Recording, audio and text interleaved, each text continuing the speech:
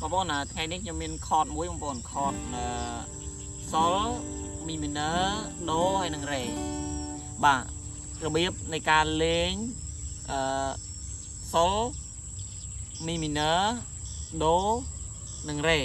លេងដើម្បីឲ្យបានពីរោះបាទអូខេឥឡូវនេះខ្ញុំនឹងបង្ហាញបងប្អូនតាក់ទងជាមួយនឹងការលេងខតទាំង4ហ្នឹងបាទជាទូទៅសម្រាប់គាត់អ្នកដែលលេងគេហៅថាអ្នកដែលលេងដំបងគាត់តែងតែលេងចេះ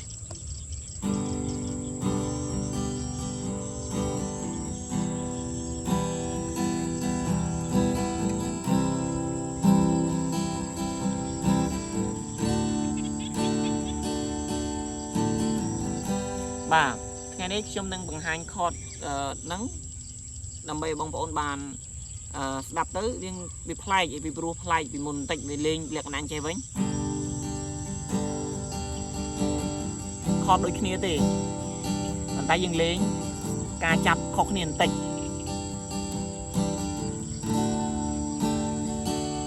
អូខេឥឡូវដំបងគឺយើងមិនចាប់ទៅចាប់សល់យើងមិនចាប់ចេះឬក៏ចាប់ចេះឥឡូវគឺបងប្អូនមកចាប់ចេះវិញយើងយកដៃចង្អុលដាក់ចំខ្ទង់ទី2ខ្សែទី5ហើយដៃកដាលខ្ទង់ទី2ខ្ទង់ទី3ខ្សែទី6ហើយដៃនាងយើងនៅក្នុងខ្ទង់ទី3ដែរតែយើងដាក់នៅក្នុងខ្សែទី2ដៃនាងណាដៃកូននៅក្នុងខ្ទង់ទី3ដដែលខ្សែទី1នេះគឺសល់បាទសល់ហើយបន្ទាប់មកយើងចូលទៅមីមីន័រយើងគាត់លើកដៃ2នេះដៃកដាលហើយនឹងដៃចង្អុលយើងមកយើងដាក់ឡើងនេះបាទយើងចេះមកបាទឥឡូវយើងស្កប់យើងវាច់មិនស្កប់ទេយើងរងចាំទីឧស្សាហ៍មានប្អូនបញ្ជីម៉ូតូគេខ្លងអូខេបាទនៅវាស្រែកន្លែងស្អាតអញ្ចឹងតែងតែមានមនុស្សគាត់ជិះមកមើលទេសភាពភ្នំវាស្រែអញ្ចឹងបងប្អូនឥឡូវយើងបន្តមេរៀនយើងបន្តទៀតបាទអាមិញមិនសល់មិនអញ្ចឹងនេះ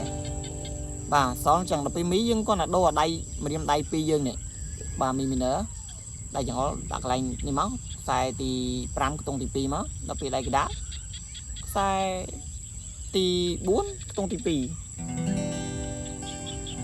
បាទហើយបន្ទាប់មកគឺចូលដូដល់ពេលដូយើងគ្រាន់តែ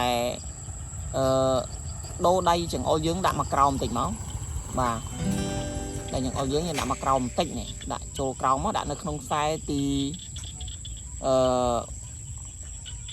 មើលខ្សែទី4បាទអូខេខ្សែទី4ខ្ញុំច្រឡំបាទខ្សែទី4ហើយដៃកដាយើងគឺនៅក្នុង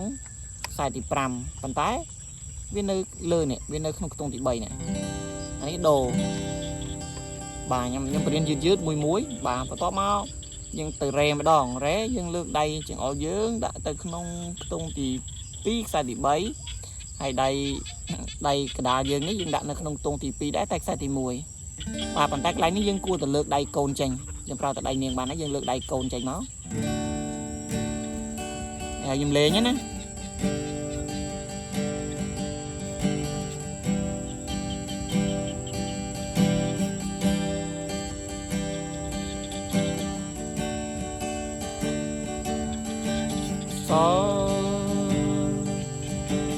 មីមីន័រហើយដូរមករេយើងលើកដៃកូនចាញ់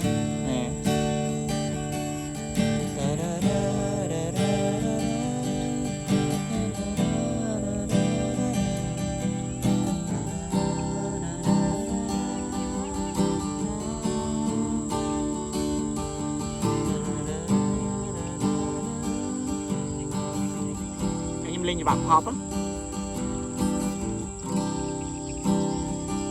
ខេហើយយើងនឹងអនុវត្តបាទអូខេហ្នឹងគឺជាគេហៅថាការលេង style របស់ sol ខត sol mi minor do ហើយនឹង re កាលណាបើសិនជាបងប្អូនអាចលេងអញ្ចឹងបានអាហ្នឹងវាសំឡេងព្រោះមួយបែបណាបងប្អូនអាចអនុវត្តទៅតាមអ្វីដែលខ្ញុំបង្ហាញមិញបានអាចអនុវត្តបានបាទហើយសម្រាប់បងប្អូនបានដែល ចង់តាមដានវីដេអូបន្តទៀតបងប្អូនអាចតាមដាននៅក្នុង channel សុផាណាហ្គីតាបាទ channel ដែលខ្ញុំបានបង្ហោះហើយបងប្អូនអាច subscribe ដើម្បីបន្តស្ដាប់ទស្សនាក៏ដូចជារៀននៅមេរៀនបន្តទៀតបាទអរគុណ